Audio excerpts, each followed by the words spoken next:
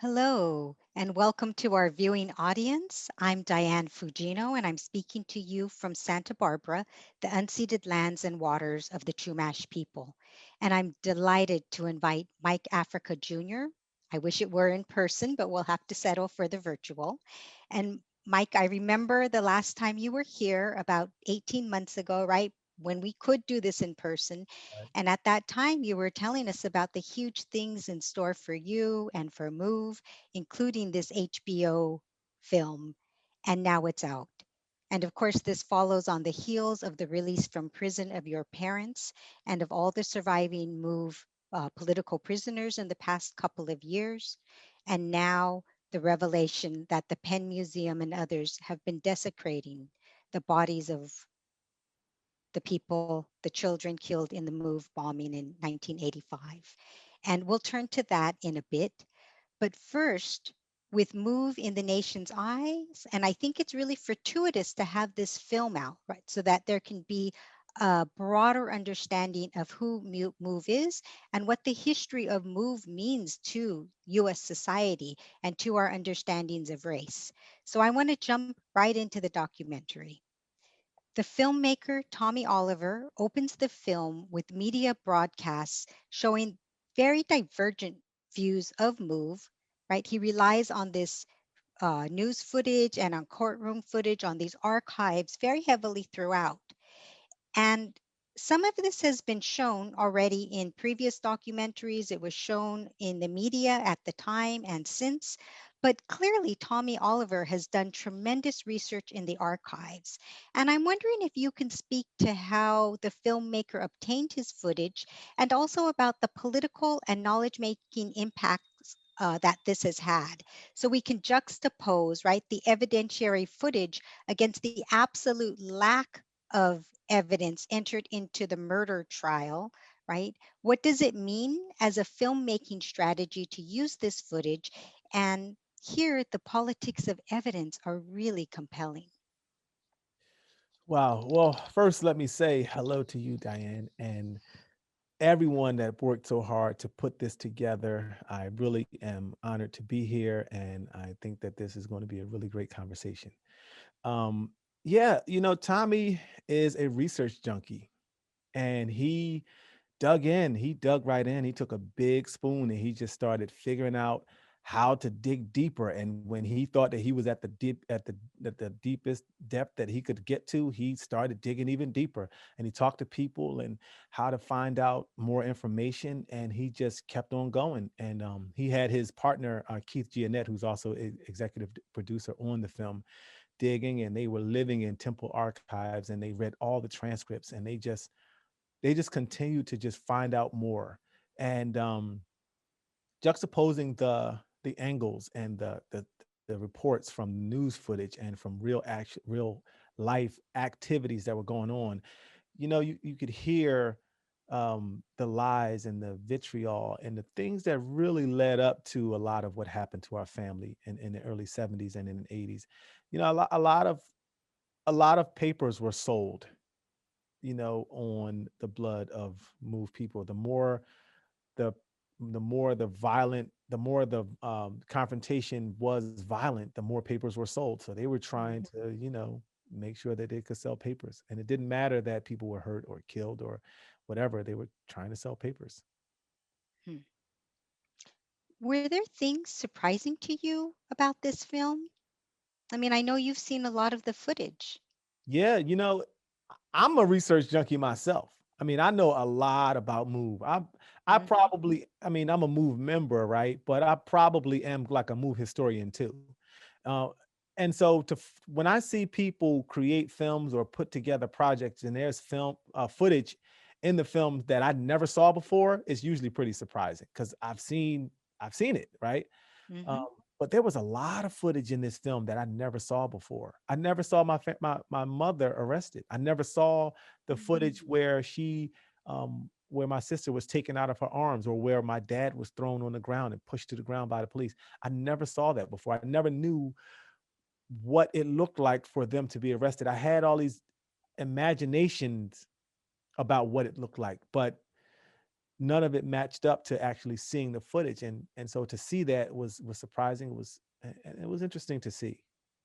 Yeah, yeah.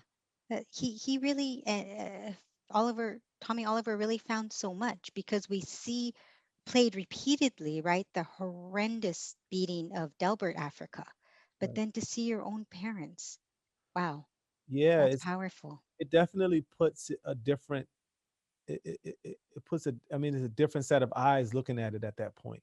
Mm-hmm. Because I mean, I've seen, first of all, I've seen the beating of Delbert so many times, and I've seen Delbert so many times, and to Mm-hmm. see him healthy and well, and after Mm-hmm. the beating, even, it's horrible, it's gruesome to watch, but I've seen it Mm-hmm. 50, 100 times a year for 10 years, right?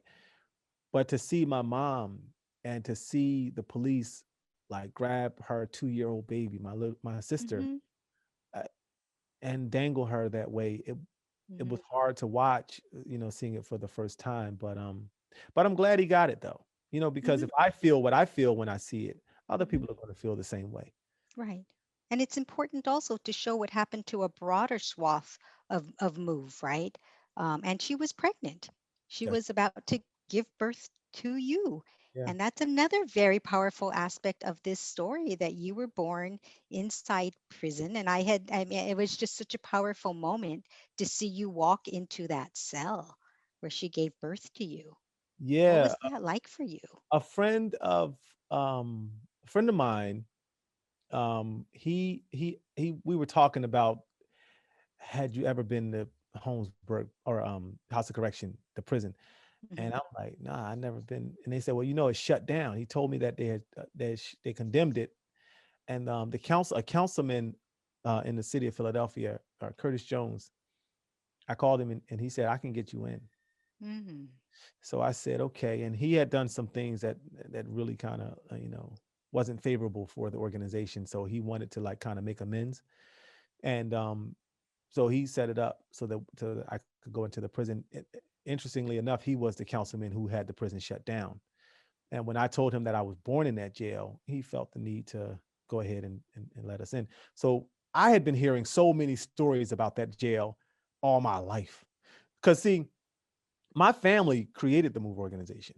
John Africa is the founder of the organization. Well, he's my great uncle, right? And my grandmother was the one who tailor made all of the jumpsuits that Move was wearing on the platform when they were holding the guns.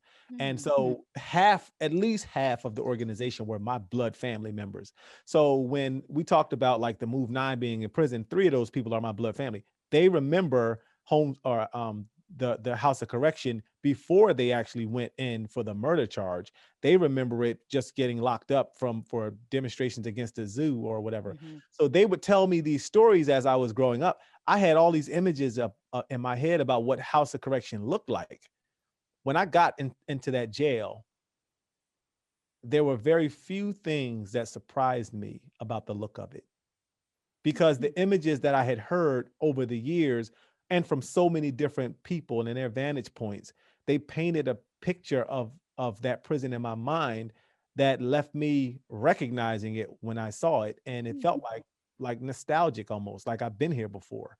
Aside from the time that I was born, I was only in there for a few hours or a day or whatever, but it was something that was so familiar to me when I got in there, and it was a heck of an experience. I'll tell you what, I never been inside of a jail before, other than when I was born. I never been inside of a cell where the doors are closed Hmm. and you're in this thing, and to actually realize that this is where my mother lived for years.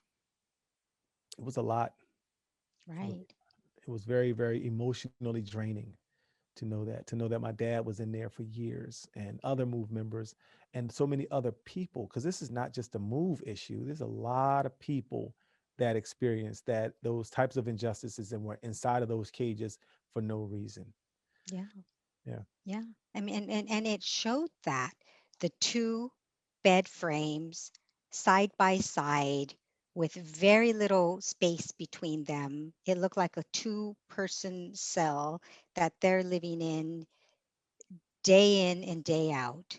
I mean, these are the horrors of prison, right? No, And I've been inside as a visitor, but to be inside a cell is a completely different experience. absolutely. And Hmm. when you're inside of a prison visiting room, they have paintings on the wall. They have vending machines. They have comfortable chairs. They're trying to kind of put their best foot forward, but you don't see the rusted cell bars. You don't see the paint peeling on the walls. You don't see the blood stains from the inmates that are being beaten by guards still on the floor. There's a situation. My dad told me about a person that he knew in the jail that was attacked by another inmate, and he somehow got gas or some kind of accelerant, fire accelerant inside of his cell. And the man that was burned squeezed through the bars and jumped off of the second tier of the jail platform. And he landed on the floor, and there was a burn, a stain of his body on the ground. My dad said that happened 20 something years ago. He said when he left that jail just this past 2018, he said that stain was still there. So there's a lot of things that you see in the jail visiting room that you will never see, like the cell inside that they Hmm. actually live in. Hmm. Hmm. Wow, that's a powerful story of the bodies left behind, right? And I'm so glad your parents were able to get out. And of course, that didn't just happen, but you worked your entire life and you had an organization working alongside you, Move, and a political prisoner movement alongside you, right? Can you share with us some of what that was like to have to struggle? And also, this film, it's interesting, right? Because you and Tommy Oliver starts it not knowing what would happen to your parents, and that by the time the film ends, all of the remaining Move survivors would be released from prison. Yeah, it was a very magical experience. When Tommy first came to me, the well, let me back up. When Ramona introduced the idea of this person named Tommy Oliver who was going to make a film about Move, the first thing that came to my mind was another one of those, huh?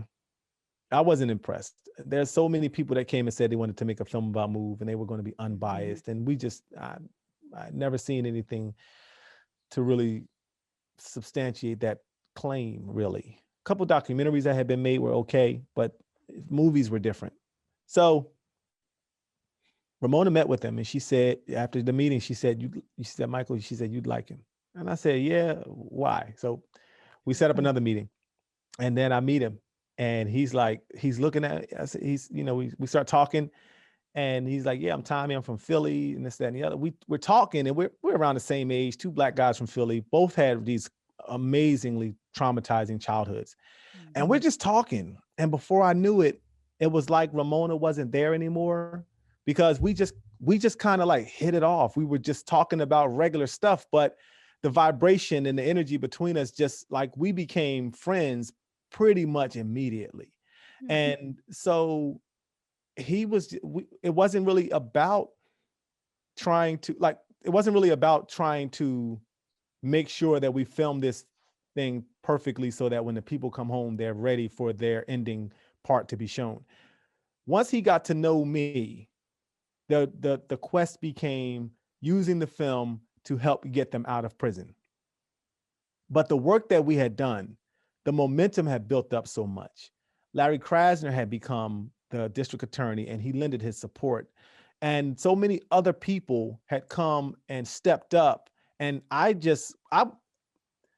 went on a rampage. Like I started talking to people who we had talked to before, trying to get their support, from state representatives to council members to anybody who wanted to talk about this freedom for the Move 9. I was trying to talk to, and a whole lot of people that did not want to talk, I was talking to them too. Knocking on doors. I traveled around the entire world.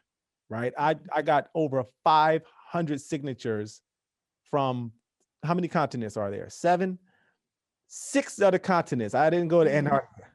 I didn't go to Antarctica, but I went to every other continent to Hmm. get signatures for the Move 9 to show how much support. So when the parole board came in to say you were a danger to the community, I had over 500 signatures to say they are welcome wherever I am. And so there was a lot of work that went into making sure that they got home. And I was willing to do whatever it took. And yeah, we got that victory. There is this really touching scene in the documentary, right? 40 Years a Prisoner, where your dad is talking and he's been released, right? You know where I'm going, and Oh yeah, he's tearing up, and he talks about he is so grateful to have you no longer having to carry the burden of working for their release. Um, and I remember thinking that the film was named after the prisoners who got out, right? 40 years a prisoner. But right, then Tommy Oliver says no, that film is in reference to you, right. Mike Africa Jr. Yeah, I guess in a way, I didn't see it that way personally. I was trying to get them out of prison. And 40 years a prisoner to me, I didn't feel like a prisoner. I guess in a Hmm. way I was though, right? Cuz I was a prisoner to the idea that they may never come home. Hmm. When Phil passed away in 2015, that was the thing that kind of like lit the fire for me because Hmm. I knew I was very close to Phil. I knew him well. And I Hmm. didn't want him to die in prison. Uh, and I didn't want my dad to die in prison. And I didn't want Janet or Janine or any of the other people to die in prison. So at that point, it was just like, all right, we got to do whatever we got to do. Move. Some of the organization members had a strict policy to not work with lawyers. I just ignored that and said, nah, I don't care what it take. We got to do what Hmm. we got to do. And I ruffled some feathers, I'm sure. But, seeing my dad come out of prison on his own free will and walk out of those prisons and not be pulled out or pushed out or wheeled out on a gurney, that's what I was doing it for, to make sure that they got out of there and got a chance to smell some free air, got a chance to drink some free water, got a chance to get some hugs from their kids and grandkids and great grandkids, right? Get a chance to eat what you want without having to be Hmm. told what you can and cannot eat. They got so many freedoms now. They can talk unlimited to their kids and not have to worry about being cut off because the operator said 15 minutes is all you get. This was Hmm. about much more about freeing them from the restrictions they had than it was about freeing them from a jail cell. Hmm. And how are they doing? How are your parents doing? I mean, on one hand, we can say, great, I saw in the film the kind of love and laughter in your family. I feel it every time I'm with you or Sister Ramona, like so much love extended beyond your family as well. And I also know from folks who've gotten out that the transition's not an easy one either. For sure. You know Hmm. that I've seen over 20 move people come out of prison, Mm. and I knew what to expect when my parents got out. They all go through this transition where they're extremely happy at first, then they kind of get a little confused, and then there's this depression that kind of sets in. And that's because, even though they knew that while they were in prison, their mother died, there's still a part of them that comes home looking for her. Yeah. Because when they went to prison, she was there. And even though you Hmm. know certain things mentally, your body has muscle memory. It has this thing that connects you, this familiarity that connects you to people. So just because mentally you know that they're not there, your body, your mind is still looking for them and longing for them. So when you realize that, two of your brothers or four of your sisters are gone and your mother and your father's gone, 40 years is a long time to do anything. Hmm. And to do it and to come home with so much loss, you feel that. And they did. Um, Hmm. they've gotten over that though. Fortunately, they have a really good support system. And listen, my mom. So my mom, I wrote this song called Fly Baby because when my mom came home from prison, she was like, honey, you don't have to worry about me no more. You put your life on hold for me. Now that I'm home, I want you to be free and I want you to be free like a bird and I want you to fly, baby. And I was like, yeah, that's a good song. So I wrote a song called Fly Baby. But the song ain't really about me being free. The song is about her being free. It's kind of like the Mm. twist for 40 Years a Prisoner. It's more about her. Like, mom, you can do whatever you want. I asked my mom, I said, mom, now that you home, you can do whatever you want. What do you want to do? She said, I'm just happy to be home. I said, yeah, that's it. She said, I'm just happy to be home. So I'm like, all right, cool. So I went to my dad. I said, Dad, now that you're free, you can do whatever you want. What do you want to do? He looked at me and those gazing eyes and he said, Mike, he said, you know what I want to do? He said, I want to marry your mom. I said, what? He said, I want to marry your mom like I should have done 40 years ago. And I don't want to wait. I said, yeah. I said, Dad, you can do anything in the world and you want to marry mom? He said, yeah, and I don't want to wait. So we hooked it up and we got this church and we got 300 of their closest family and friends and we brought them all in and we made this 11, this three or four tier wedding cake. Me and my mom and my wife stayed up. It took us 11 hours to make this wedding cake because my mom is really frugal. She don't like to buy stuff that so we made this cake, but the experience was great. And they got married and it was just really, really magical. My dad said that was the best day of his life by far. And so the question, how are they doing? They are doing great. They're doing just fantastic. That is such a beautiful story. And this is the love that comes out of your family. And I want to ask you because I just feel like there's trauma after trauma that happens to move, that happens to Black people in this country. Um, but there's also something else that that move has, right? And people keep talking about self care in the context of collective care. And I'm wondering, I mean, I think you're speaking to what some of this is, right? The joys of cooking together, of being together, of having a family, of having a community. Um, is there more that you would like to speak to on kind of? Well, I don't know where it comes from necessarily for me, but I've just always had a deep sense of love and respect for my family and a really strong admiration for who they are. When people go through a lot of things like what we've gone through, the respect and admiration doesn't start and stop with people that look at them from a distance. It's also internally too. Like when I know that Ramona Africa survived a bomb, my love and admiration for her strength and her willingness to continue and press on even beyond that. I know she was scared. I know she was hurt. I've seen the burn marks on her legs and on her arms to prove the hurt that she Mhm, experienced. And she saw those people get murdered. But mhm, yet she continues to go on. And that for me is so powerful and so courageous. And I admire it. My family are like superheroes to me. Forget Superman, Batman, who's that? Let's talk about my dad. My dad. Do you know my dad is a sport athlete, won mhm, every single sport he played in first place, just having fun, running 26-mile marathon runs in a couple of hours, softball, basketball, but track and boxing and he was just he ran for president in the prison, inmate presidency in the prison, right? And he won uncontested. mhm. Like he's a Villanova graduate. My dad is amazing. He's a Oh. superhero to me. So, and my mom's a caretaker. She's a caregiver. She's a gardener. She talks to me if I'm planting something too deep. Michael, don't do that like that. You did, the finger waving and all of that, trying to make sure that I do it the right way.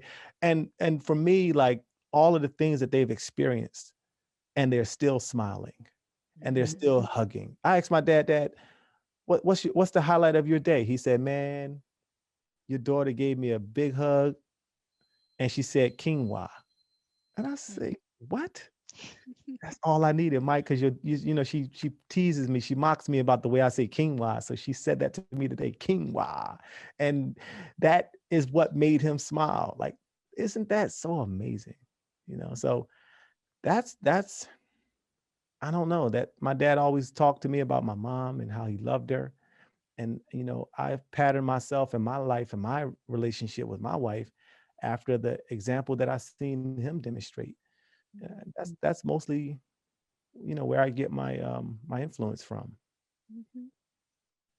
Yeah, I see the beauty and the love and the lightness. This just the enjoyment of everyday activities among you and your parents and Sister Ramona. Um, I think that this is such a juxtaposition to how move is framed, right? We saw it at the beginning of 40 Years a Prisoner and all this negative vilification of move. And I remember when Ramona Africa was coming to UCSB, she came in, I looked it up, she came in 1999, and it was this Asian women's group that I was working with, and the Mumia Free Mumia Coalition that brought her in 99. And the next year she came again for this student led communities against capitalist globalization conference that was really powerful. And it was at that time that I first met you, right, Mike? Um, and at that time, Asians started to read. We read 25 Years on a Move. And well, I guess I'm going to show it because I pulled it out and found this, right? So we read this. And this is more a history of the 70s and the 1985 bombing and the Move 9. But we also read other materials that looked at the philosophy of move. And I think that kind of information about who move is, right, what they believe in, um, the connections to Mother Earth, the connections to life, all forms of life, right? Human and non human, um, Black liberation, race liberation. I mean, these ideas resonate so much with what's happening today. And in some ways, I think the world is more ready. I think in many ways, Move was ahead of its time.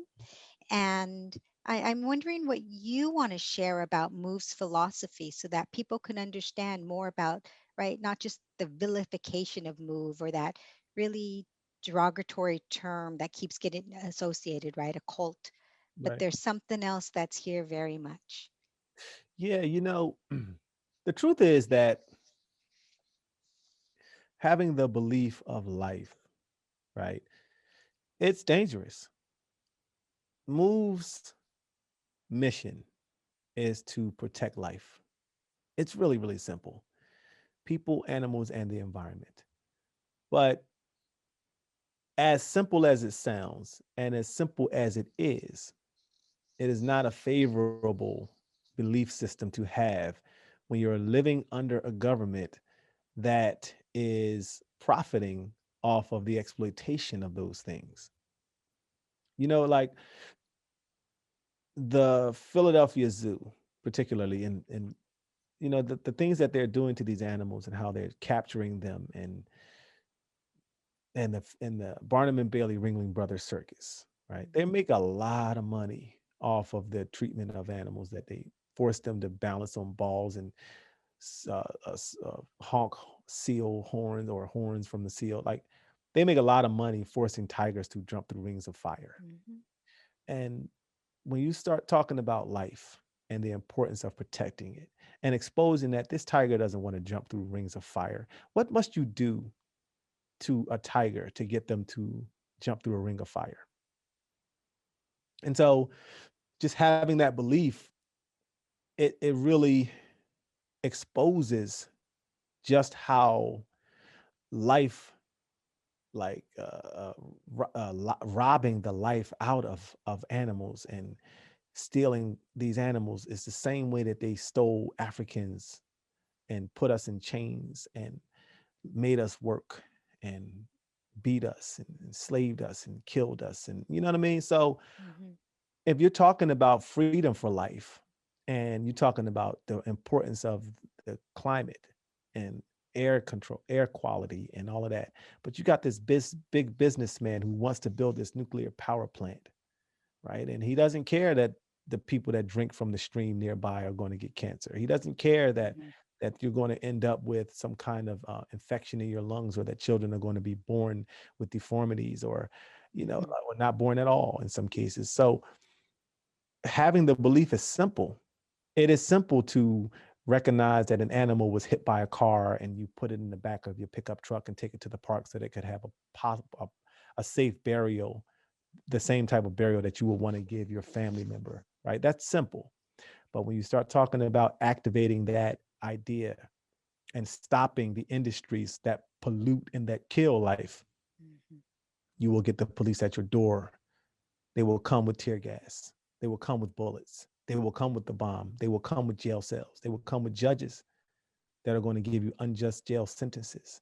And we're seeing that with people all across the world, right? You got these people that these police that are shooting Black people down in the streets, and rather than give the justice that they would expect to get if a Black man shot a police officer down, no, the police officer are Mhm. going home, and they're not being charged with anything in many cases. And George Floyd, that situation was an anomaly. Many Mhm. cases, most cases, police are not charged at all. They're given qualified immunity. In fact, when the government dropped the bomb on our house in 1985, the city of Philadelphia, all of the people that were involved, they were granted immunity, and none of them were Mhm. punished for anything they did to our Mhm. family. Mhm. I mean, it's time and time again. I mean, I just can't stop being outraged about what happened to Baum in 1985. The U.S. government and the police, right? I mean, the Philadelphia government and the police s- authorized a military style bomb to be dropped on your residence. And then the police literally prevented the fire trucks from entering the neighborhood.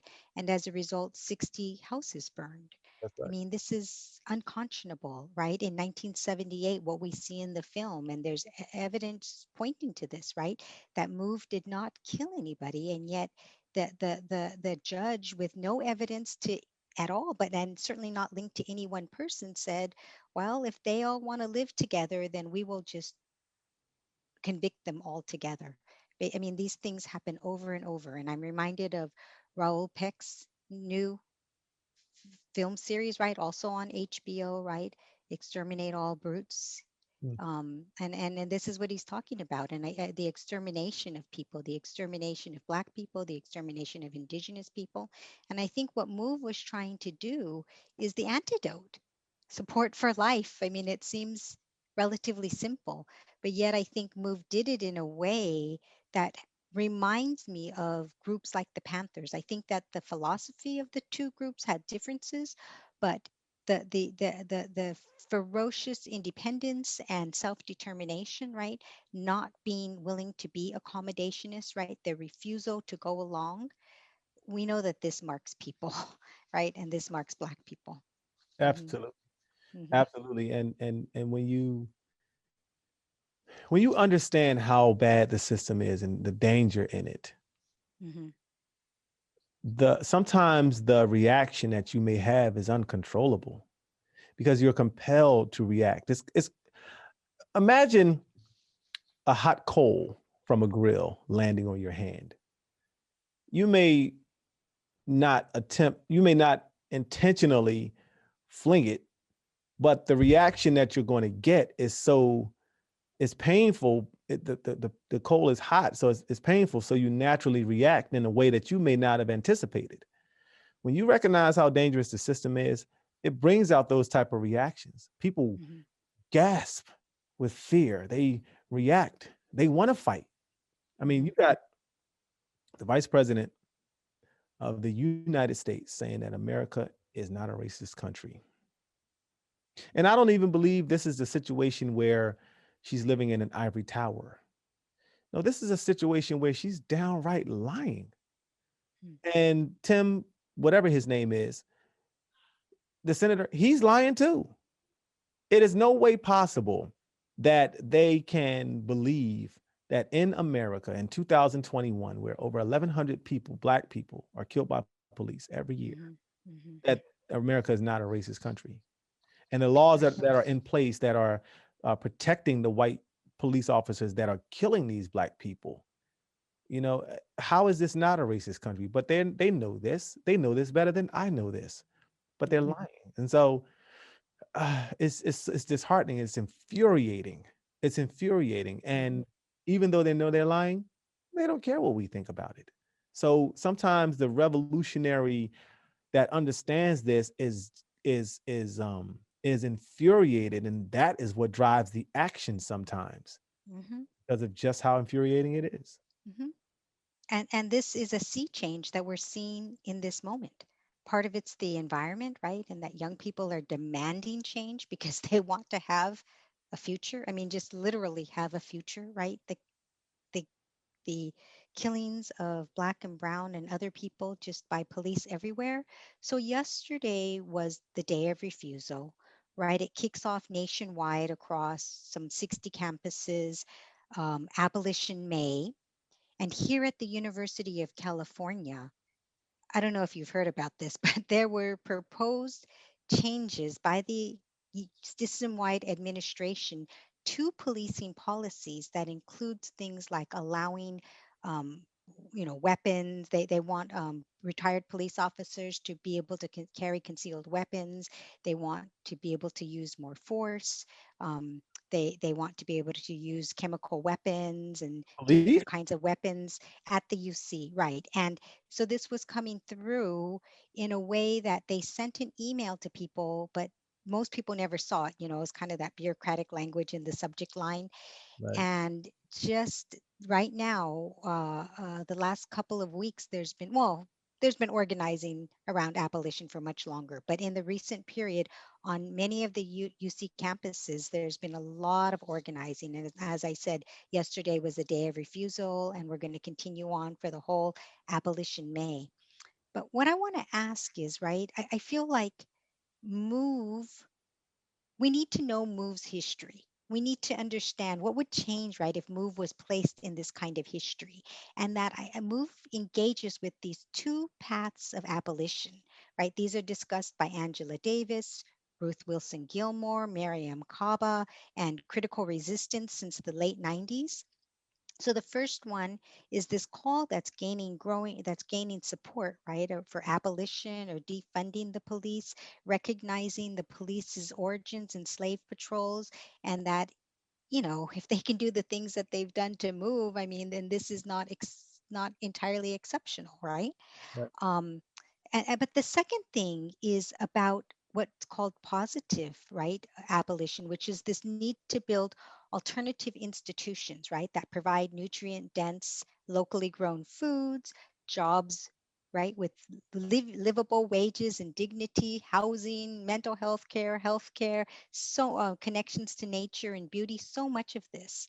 And so I'm curious what you think about the ways that the ideas around abolitionism are really taking hold today, and what you think this means for possibilities for really transformative change, systems change in the future. Yeah, I think that is great. I think that for the people that are saying defund the police, and there's other people that are saying abolish the police, and some of those ideas don't necessarily align. But I think the commonality within those in both of those statements is reroute some of the money or all of the money from the police budgets into communities.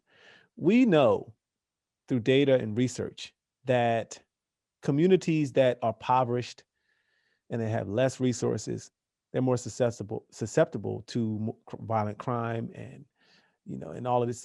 So and the issue is not, and the solution is not to add more police. We have more police now than we've ever had before, but we still got killings from police and violence in the cities, right? It is not to give the police. The solution is not to give the police chemical weapons.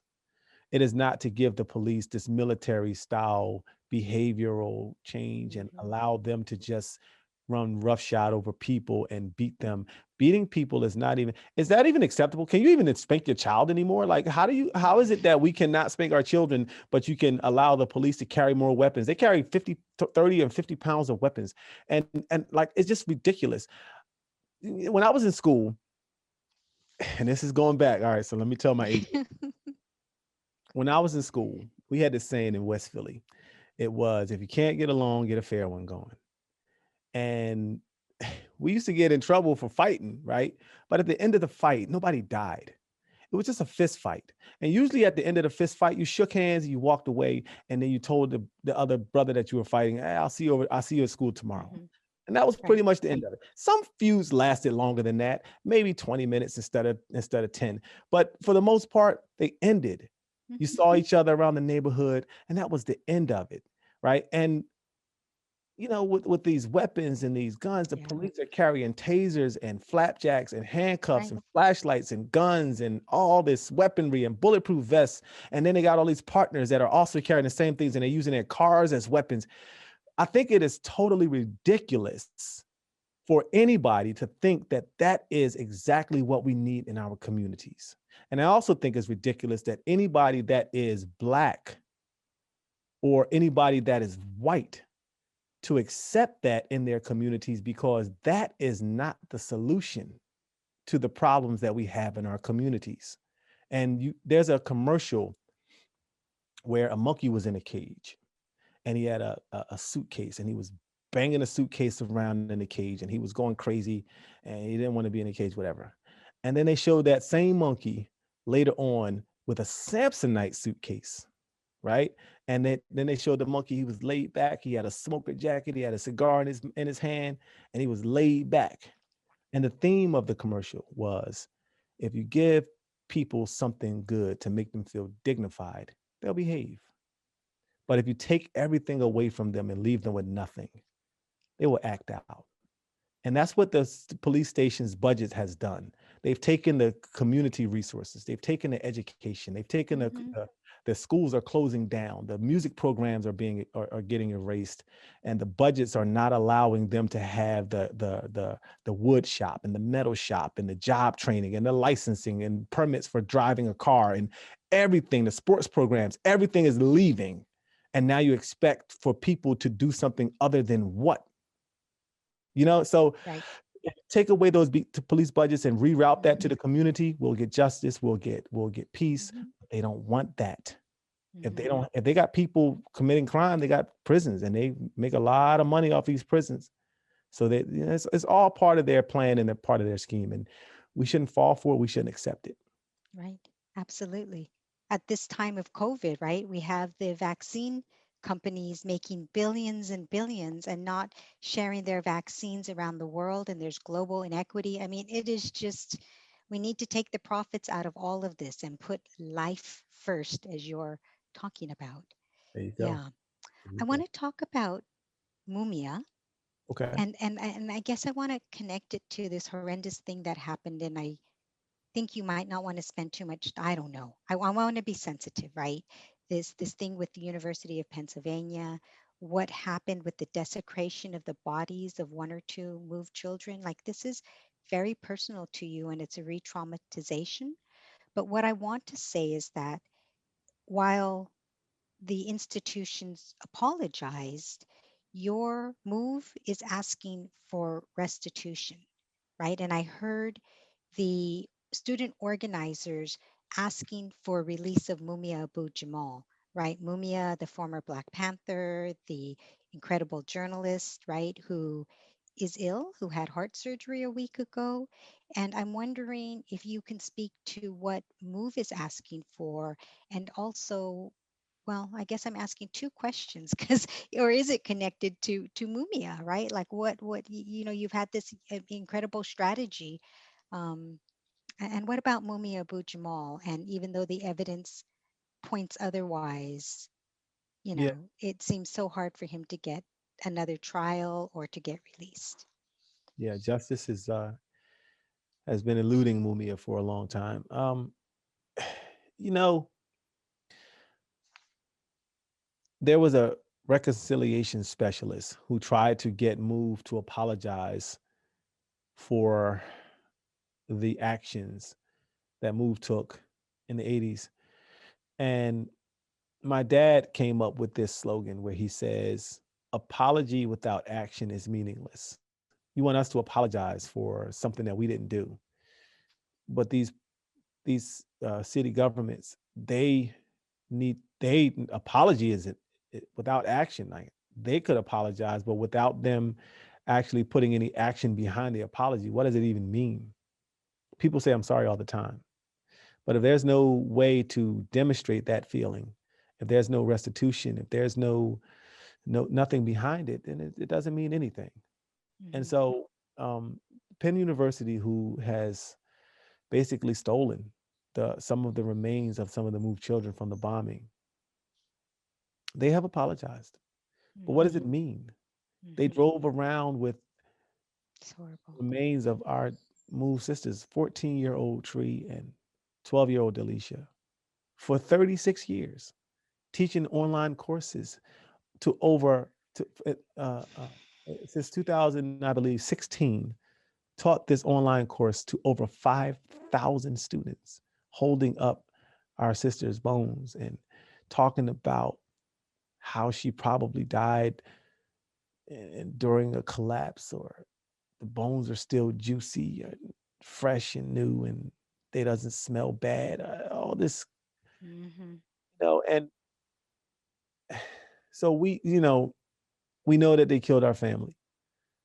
And what has been said is you can't bring our family back, but you can do what you can to help us be as whole as we can possibly be and help us free the last man standing from our family. And that person is Mumia Abu Jamal. Mhm. And there's a lot online about Mumia. Oh, yeah. If you want to Mhm. find out more information about Mumia, you can go to www.freemumia.com. You can go to www.mobilization, the number 4, Mumia, and learn about Mumia's case. He is obviously an innocent man, railroaded and put on death row, and we beat the death row charge. But now he's facing life in prison. Very recently, he just had heart surgery, and he's surviving right now. But he's 67 years old, and I'm working hard as I can along with all the other people who are working hard or harder, um, Mhm. to free him, to get him out of there, so that just like my dad walked out of prison, Mumia can Mhm. walk out too. Mhm.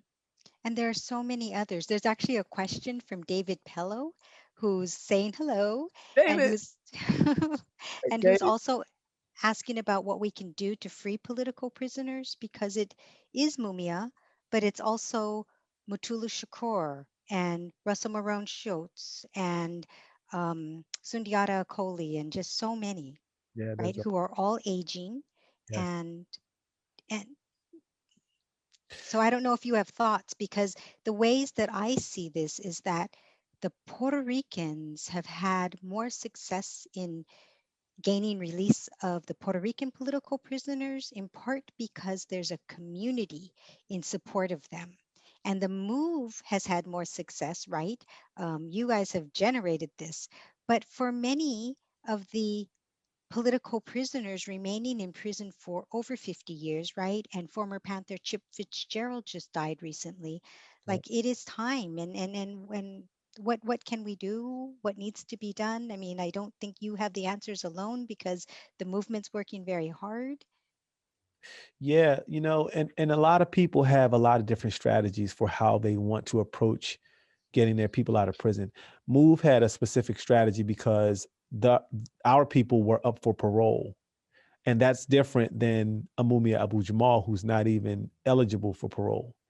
And that's different from a Jojo Bowen, who doesn't have, he Mumia has life in prison, Jojo has double life, and Russell Maroon has double life, right? So there's different strategies, and people should get in touch with the families of the political prisoners that they want to support, because there are certain strategies they want to use, and to some people, one strategy might be harmful if you would try to apply that to another person. So it's Mhm. very, very different.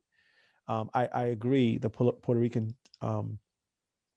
community has had a lot of success with their prisoners, and they've been very, very supportive of information, and helping us understand this too. And we've been just as supportive on the other side too. So Mhm. um, Yeah, but get in touch with the families.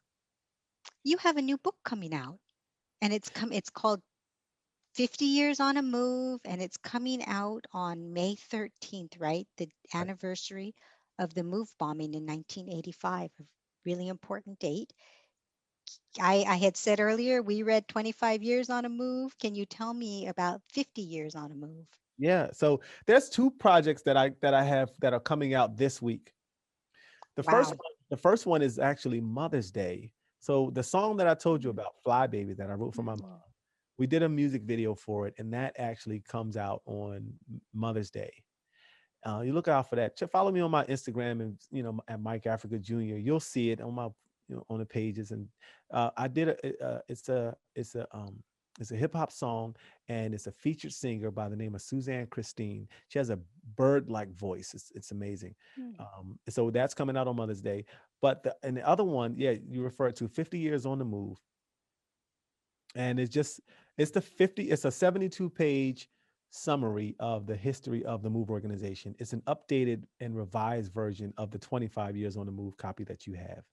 mhm, And it goes through from the inception with the start from John Africa all the way up to now, and the people getting released from prison after 40 years, and the fight for Mumia that continues on.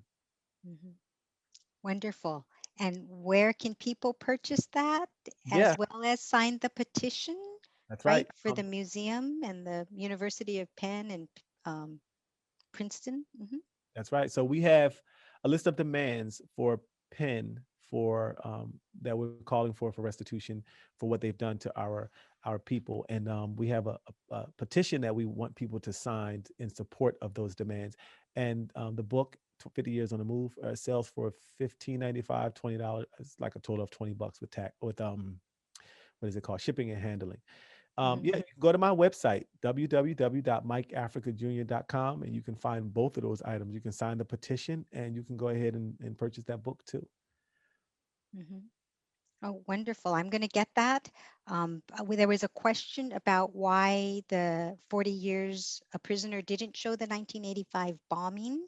I mean, I could see that it was focused on 1978, but there'll be more there. And I want to say that there are two great documentaries that people, well, I think they're great, that people can watch on that, right? The bombing of West Philly and Let the Fire Burn, if people want to know about more about the 85 bombings. Um, Yeah. Mhm. You know, the interesting thing about the bombing, I asked Tommy Oliver, why didn't you put that in there? I mean, that's the most popular thing that people know about the MOVE organization, and it's the most egregious act against us from the government. Why didn't you include it? He said it's a 2 hour film, and the story was more about my quest to show people the work that it takes to free these people from prison. And he said he could not. His explanation was he could not put May 13th in there without mhm, doing the justice that it deserved. So right. rather than do it in a way where it wasn't right, he decided not to do it at all. Mhm.